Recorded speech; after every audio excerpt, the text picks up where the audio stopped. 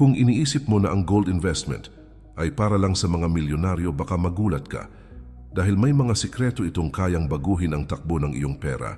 Maraming Pilipino ang naghahanap ng matatag na paraan para protektahan ang ipon nila. At dito mas lumalakas ang usapan tungkol sa gold.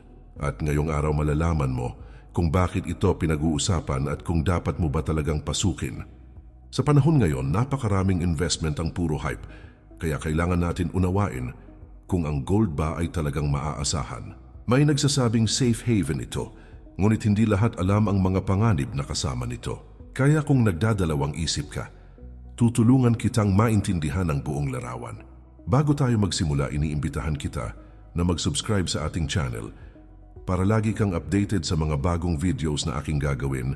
Paki-like na din ito at share sa iyong mga kaibigan at tuklasin natin kung paano umasenso sa buhay. Kung gusto mong maging mas matalino sa paghawak ng pera, importante na hindi ka umaasa sa sabi-sabi. Kailangan mong malaman ang tunay na facts bago ka maglabas ng puhunan.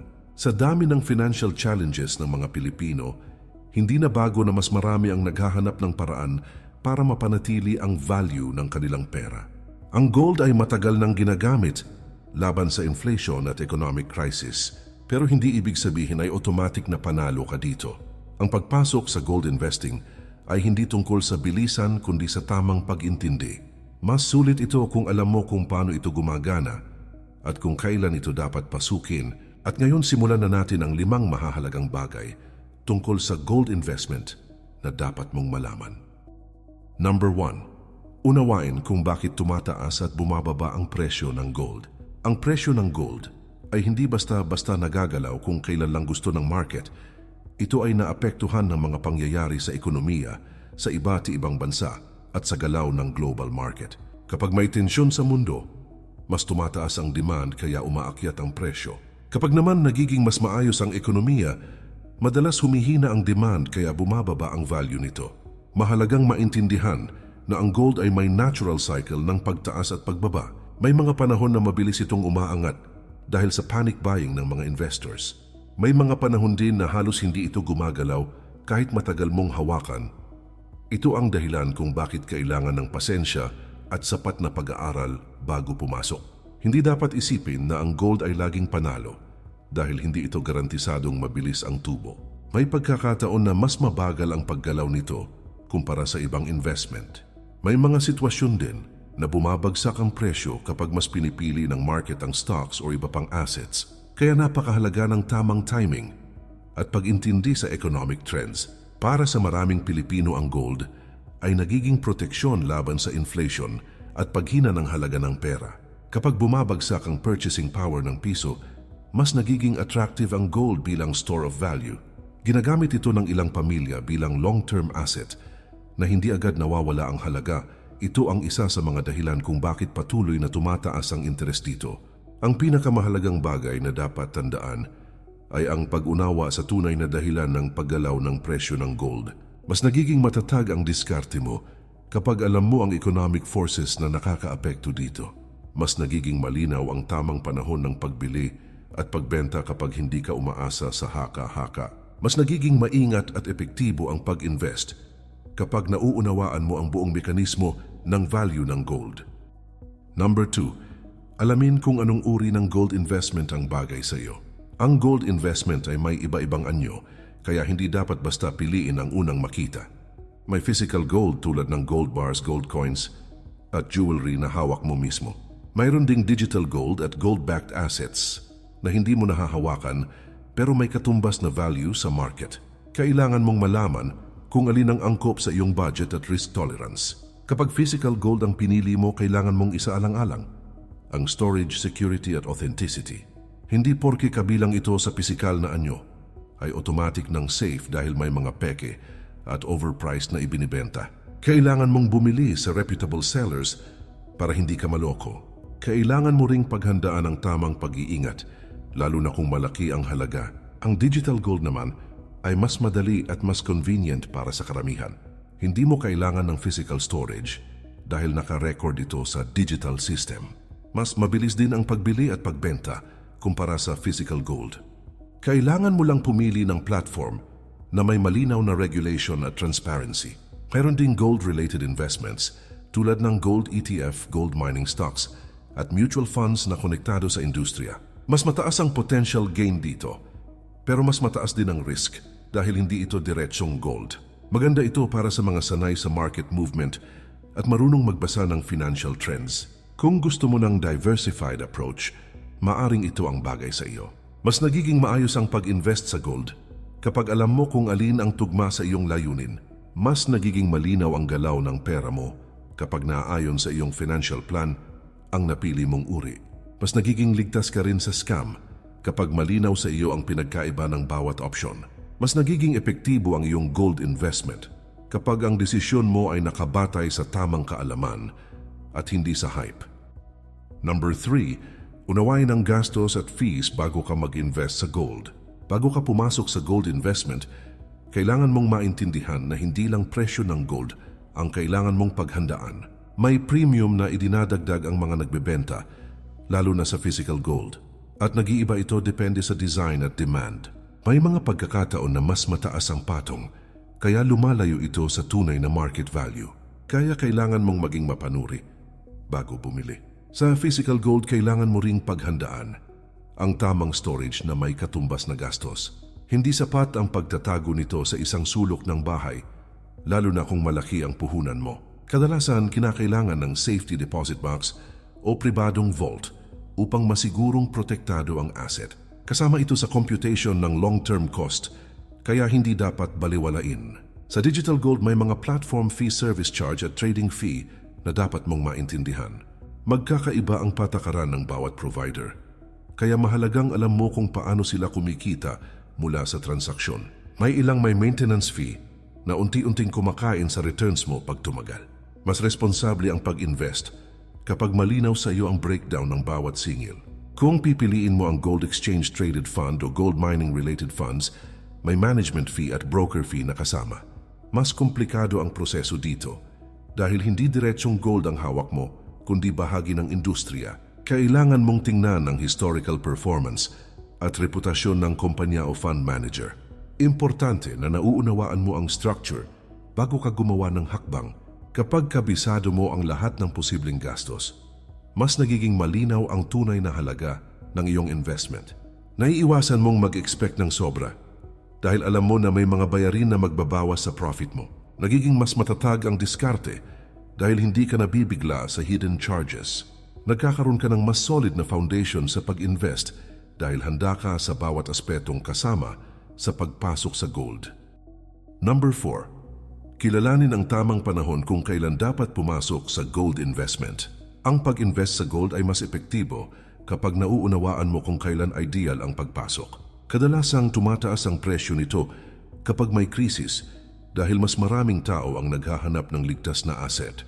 Kapag naman umaangat ang ekonomiya, bumababa ang demand dahil mas pinipili ng investors ang mas mabilis ang kita. Hindi dapat puro emosyon o takot ang basehan ng iyong timing. Kailangan mong bantayan ang mga balita at economic indicators para hindi ka nauuna o nahuhuli.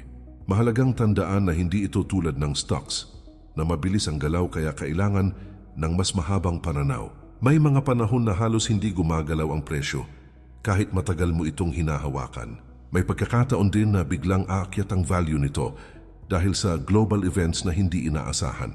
Kung hindi mo pinag-aaralan ng timing, maaari kang bumili sa pinakamataas at magbenta sa pinakamababa. Mas nagiging maayos ang diskarte kapag alam mo kung paano kumikilos ang market cycle. Kapag mataas ang inflation, mas nagiging attractive ang gold bilang proteksyon ng value ng pera. Maraming Pilipino ang bumibili sa ganitong panahon dahil ayaw nilang maubos ang purchasing power ng kanilang ipon. Kung marunong ka tumingin sa inflation trends, mas nagiging malinaw kung kailan may magandang oportunidad.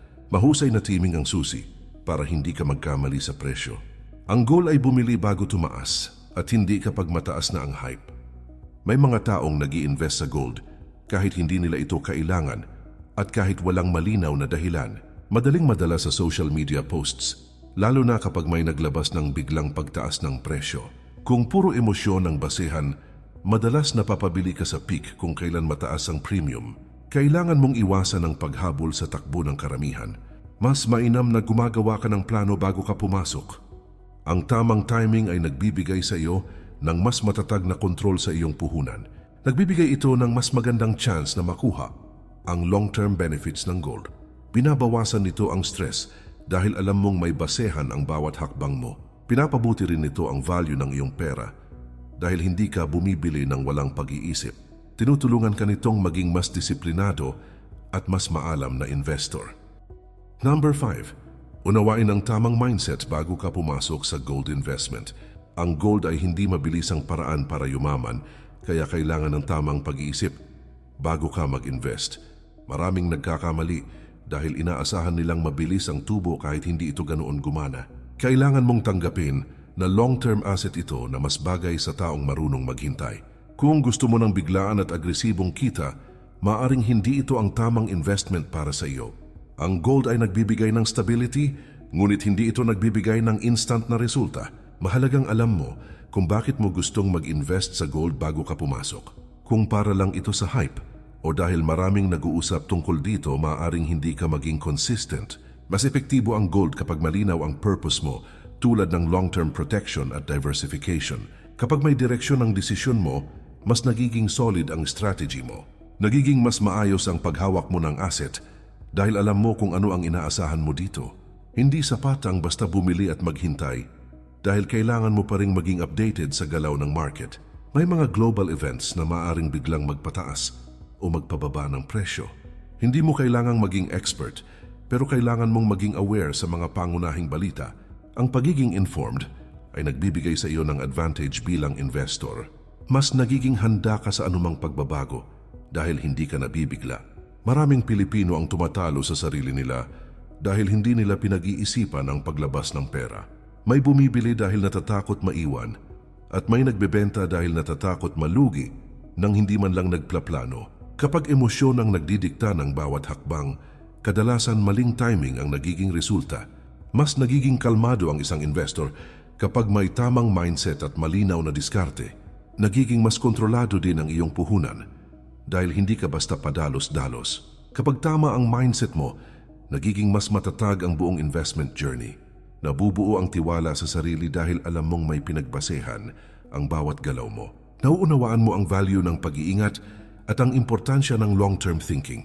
Nagkakaroon ka ng mas matibay na disiplina sa paghawak ng pera at mas nagiging handa ka sa pagharap sa anumang market condition dahil alam mong tama ang pundasyon ng iyong desisyon. Kapag napag-isipan mo ng mabuti ang gold investment, maaring ito ang maging matibay na sandalan ng iyong pangmatagalang yaman, kaya huwag mong hayaang matapos ang video na ito nang hindi mo siniseryoso ang mga natutunan mo. Lahat ng 5 bagay na tinalakay natin ay maaring magdala sa iyo sa mas matibay na diskarte kung susundin mo ito ng may pag-iingat at tamang mindset. Hindi kailangan ng malaking pera para magsimula kundi tamang kaalaman at malinaw na direksyon. Kapag alam mo ang tamang hakbang, mas nagiging panatag ka sa bawat desisyong gagawin mo. At mas nagiging handa ka sa bawat paggalaw ng market dahil hindi ka basta nadadala sa takot at hype. Napakahalaga ng pag-unawa sa halaga ng pag-iingat sa bawat investment dahil ito ang nagtatakda kung magiging matagumpay ka o hindi. Kung pipiliin mong pag-aralan ang galaw ng ekonomiya, mas nagiging matibay ang pundasyon ng iyong financial future. Kapag alam mo ang tamang timing, hindi ka natatabunan ng biglaang pagbabago sa presyo. Kapag malinaw sa iyo ang long-term vision, mas nagiging matatag ka bilang isang investor. At kapag hindi ka bumibitaw sa plano, mas nagiging epektibo ang paghawak mo ng iyong pera. Maraming paraan para mag-invest, ngunit hindi lahat ay angkop para sa bawat tao. Kaya mahalaga ang pag-intindi kung ano ang totoong kailangan mo. Hindi dapat padalos-dalos ang anumang galaw, lalo na sa isang asset na may mataas na value tulad ng gold. Kapag alam mo kung paano ito gumagana, mas nagiging madali ang pagbuo ng tamang strategy. Nagiging mas maingat ka sa bawat hakbang dahil alam mong may kaakibat itong responsibilidad at nagiging mas tiwala ka sa sarili mo dahil naiintindihan mo ang halaga ng bawat desisyon. Marami pang maaari mong tuklasin tungkol sa financial growth at napakarami pang investment options na maaring makatulong sa pag-unlad mo. Kung mananatili kang bukas sa bagong kaalaman, mas lumalawak ang iyong kakayahan na gumawa ng matalinong pagpili. Kung magiging disiplinado ka, mas magiging maganda ang takbo ng iyong hinaharap. Kung patuloy mong i-apply ang mga natutunan mo, mas nagiging malinaw ang daan patungo sa financial freedom. At kung hindi ka susuko sa pag-aaral, mas nagiging handa ka sa anumang hamon ng buhay.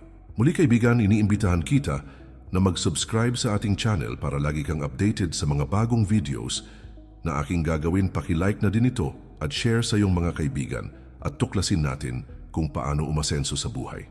Maraming salamat sa oras na ibinigay mo at sa pagnanais mong pagandahin ang iyong financial journey. Nawa ay makatulong sa iyo ang mga kaalamang ito sa mas matatag na kinabukasan. Lagi mong tandaan na ang pag-unlad ay nagsisimula sa tamang pag-intindi at tamang kilos. At kung patuloy kang mag-aaral, mas lalapit ang araw na makakamit mo ang yaman at kapayapaang matagal mo nang hinahangad.